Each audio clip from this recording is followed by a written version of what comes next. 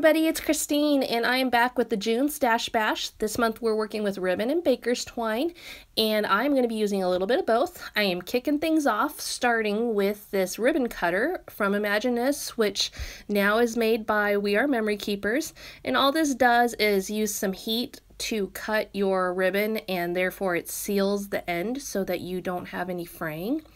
I am going to use it for all this big blue ribbon to make sure I don't get the fraying on it. The next thing I'm doing is I'm going to create a cloud background, and I did most of that off camera, but I'm using a gelato, and I just went around my cloud stencil, which I just freehand cut, and then I'm using a makeup pad to just spread out that color, and you can see I created a whole background in the upper part of my layout there doing just that.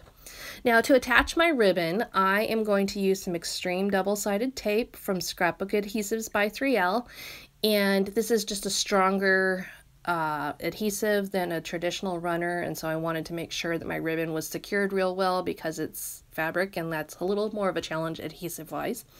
And then I am going to be attaching my ribbon to kind of mimic, in a very loose way, the look of waves.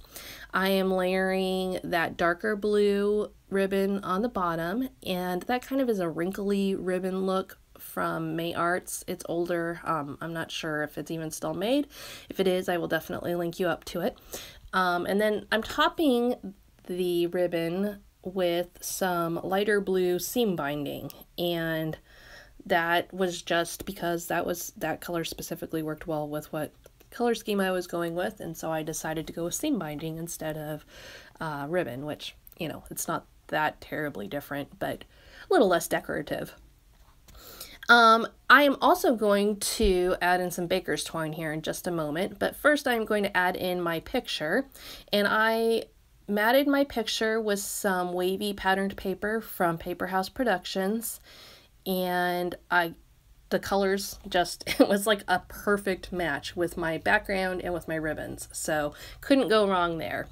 Now, the baker's twine I'm adding is some chunky floss from Doodlebug Design, and it's like a turquoise and white color, and I am going to just kind of create a loop-de-loop wavy look on top of the straight lines.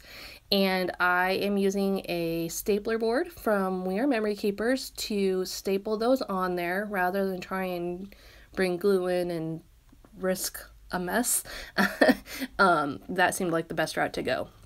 Now I'm digging into the On a Whim collection from Amy Tan for this part. What I'm doing is I'm mounting my picture onto, or mounting my whole layout onto this camera background.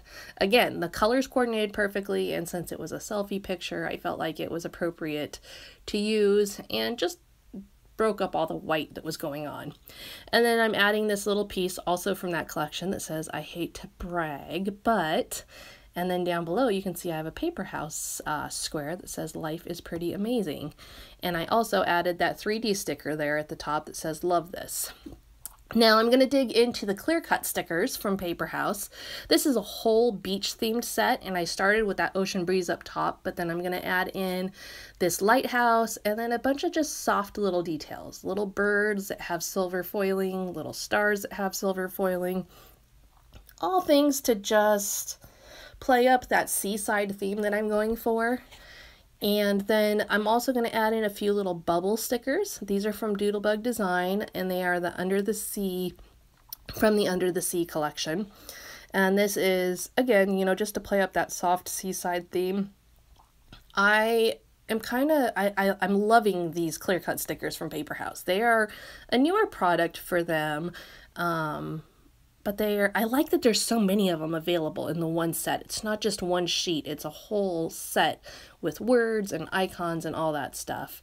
It's just a really nice selection. The next thing I'm doing is I am just adding on some enamel dots, and this is just to add a little dimension. I don't have a whole lot of dimension on this layout, which is a little unusual for me, but I wanted to make sure and bring a little bit in. So then finally, I'm going to just add the word 13 along the bottom. Now, that seems a little random until you know the story behind the layout and the picture. This was actually my son's 13th birthday, and we were on a beach in Delaware. First time any of us had ever been to Delaware. And so it was just kind of a cool, special memory. Who gets to go to a new state on their birthday? So I wanted to make sure and record that on there so I wouldn't just remember that, oh, this is on the beach in Delaware, but it's also his birthday.